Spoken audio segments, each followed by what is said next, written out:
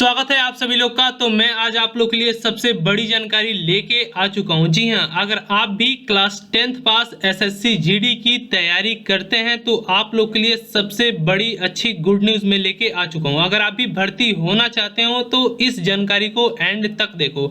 सबसे बड़ी बात मैं आपको बताने जा रहा हूं कि एसएससी जीडी की घर बैठे आप कैसे 100% तैयारी कर सकते हैं, चाहे वो लड़का हो चाहे वो लड़की हो। साथ ही मैं आपको भर्ती की पूरी जानकारी देने वाला हूं सभी लड़के लड़कियों के लिए। और ये एसएससी जीडी की भर्ती में कम से कम 40,000 के आसपास पोस्ट बताया जा रहा है। ठीक है, 40,000 के आसपास पोस्ट बताया जा रहा है और ये वैकेंसी 2021-2022 के बीच में होगी। इसका फॉर्म ऑनलाइन होना स्टार्ट होने वाला है।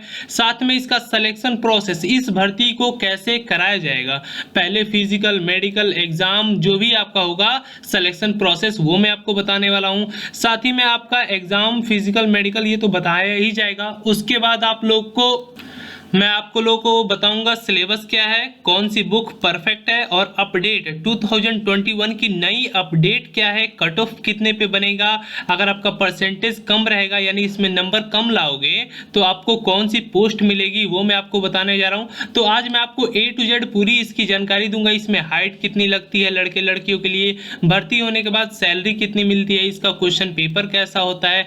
आपको आज मैं एसएससी जीडी की घर बैठ के एग्जाम की तैयारी करने की पूरी 100% आपको ट्रिक देने जा रहा हूं। तो सभी लड़के और लड़कियां इसे एंड तक देखेंगे ताकि उनके दिमाग में जितना भी सवाल है एसएससी जीडी भर्ती को लेके सबका जवाब उन लड़के लड़कियों को मिल जाएगा वीडियो को अगर आप एंड तक देखेंगे तो। साथ ही साथ अगर आप भी हमारे चैनल पे नए हैं तो वीडियो के नीचे लिखा होगा ज्वाइन इंडियन आर्मी, सब्सक्राइब का रेड कलर का बटन होगा, चैनल को सब्सक्राइब कर दीजिए। बगल में कॉर्नर में बेल आइकन बनेगा, उसको भी प्रेस कर दीजिएगा ताकि सारी भर्ती की अपडेट आपको मिलती रहेगी। ठीक है, चलिए अब स्टेप बाय स्टेप आपको सारी जानकारी देंगे हम। सबसे पहले ये बता देंगे ये वैकेंसी 2021 की है जिसका फॉर्म ऑनलाइन होने वाला है स्टार्ट। और इसमें पोस्ट किस किस नाम से है, ठीक है, कांस्टेबल जीडी की पोस्ट है, ठीक है, इन सीएपीएफ, ठीक है, फिर एनआईए, फिर एसएसएफ, फिर राइफलमैन जीडी इन आसाम राइफल, ये सारी पोस्ट हैं इसके अंतर्गत। ठीक है, और एग्जामिनेशन 2021। ठीक है, तो आपको बता दूं पे स्केल, अगर आप इसमें भर्ती हो जाते हो तो आपको सैलरी जो है वो 21,700 से ऊपर ही मिलना स्टार्ट होती है और 70,000 तक आपकी सैलरी चली जाती है पर मंथ। ये पीएफ वगैरह सब फंड वगैरह को छोड़ के इतनी मंथली सैलरी होती है। ठीक है, चलिए साथ ही साथ एजुकेशन क्वालिफिकेशन, जैसा कि मैंने आपको बताया कि कैंडिडेट यानी लड़के या लड़कियों उनको मात्र 10 पास होना अनिवार्य है। किसी भी सब्जेक्ट में अगर वो फेल हैं, 10th पास होने के बावजूद एक सब्जेक्ट में फेल हैं तो उनका नहीं होगा। हाँ, उनका कितना भी परसेंट हो, 40% हो, 50% हो, 60% हो, परसेंटेज कोई रिक्वायरमेंट नहीं है, सिर्फ आपको 10th पास होना है। ठीक है, उसके बाद यहाँ पे इसमें कोई नेगेटिव मार्किंग नहीं है। अगर आप इस एसएससी जीडी का एंट्रेंस एग्जाम देते हो तो इसमें नो नेगेटिव मार्किंग है। आप अगर गलत क्वेश्चन भी टिक करते हैं तो उसका कोई माइनस मार्किंग नहीं है, लेकिन हाँ, गलत क्वेश्चन बिल्कुल अटेंड मत कीजिएगा।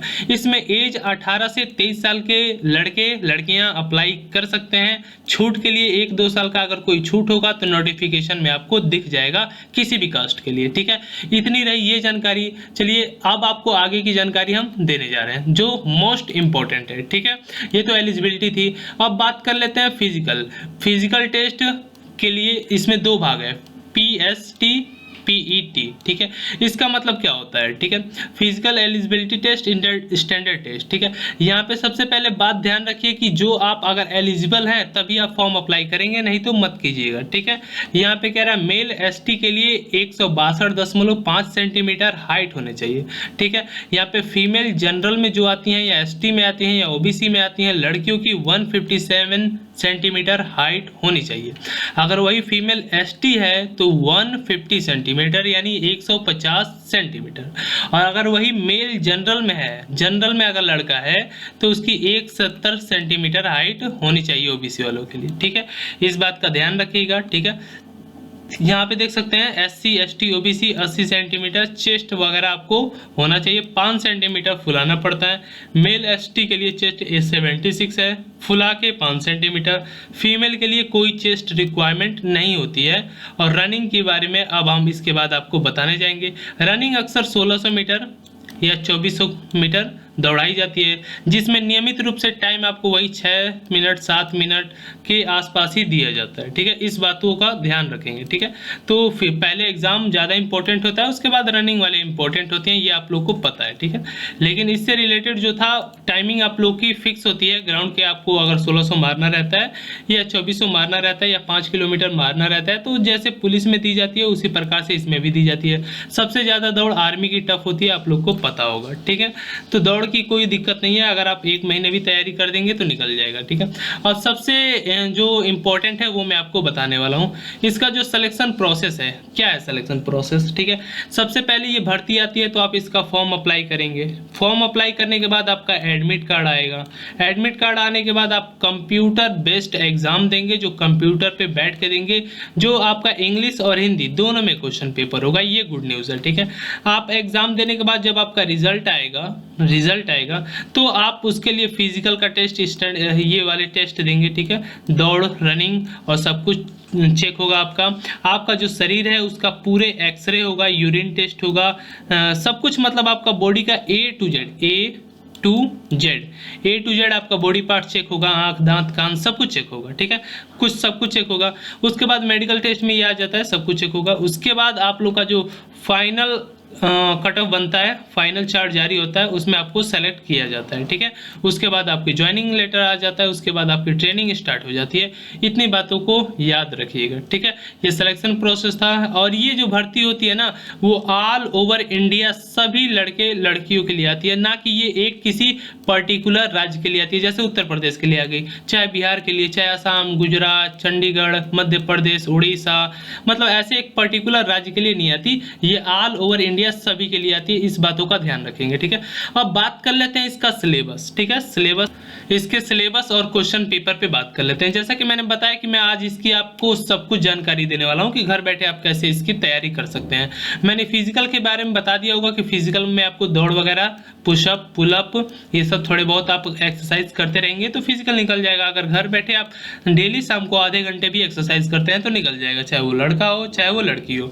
बात कर लेते हैं एग्जाम का, तो एग्जाम अब अपडेटेड आ रहा है। अपडेटेड में 2021 का सिलेबस क्या रहेगा वो मैं आपको बता देता हूं, और 2018 वाला कट ऑफ कितना गया था वो भी मैं आपको बता देता हूं। देखिए, सिलेबस इसका जनरल इंटेलिजेंस और रीजनिंग के क्वेश्चन रहेंगे, यानी सामान्य बुद्धि तर्क के तो रहेंगे ही रहेंगे और रीजनिंग के तो रहते ही रहते हैं, लेकिन ये कुछ नॉलेज बेस्ड क्वेश्चन भी आते हैं। ठीक है, तो ये 25 क्वेश्चन रहते हैं, 25 नंबर के रहते हैं, इस बात का ध्यान रखिएगा। ठीक है, उसके बाद general knowledge and general awareness.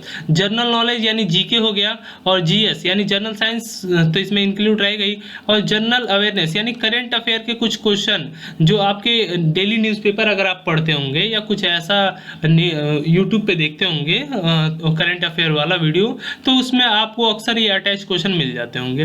तो अक्सर न्यूज़पेपर देखिए, टीवी देखिए, उससे मतलब करंट के क्वेश्चन आपको अपडेट होना चाहिए। और उसके बाद जनरल मैथमेटिक्स में जितने भी चैप्टर हैं SL अग्रवाल से देख लेंगे। ठीक है, या SL अरोड़ा से, उसमें आपको सारे चैप्टर मिल जाएंगे। और हाँ, हर एक चैप्टर से 1 से 2, 2 से 3, 1 से 2 सवाल मिक्स करके देता है।